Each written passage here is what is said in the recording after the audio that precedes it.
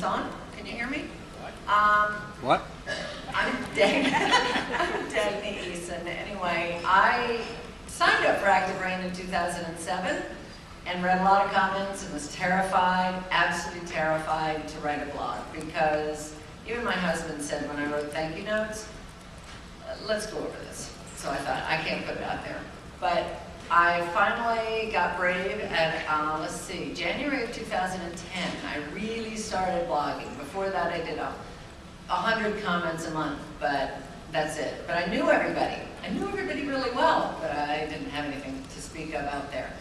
I then started writing some long tail things. I came to Active Rain in New York last year in January and learned all about long tail and started doing that and doing some SEO that I'd learned there, and by, I don't know, April, May, I started really getting calls, which was fabulous.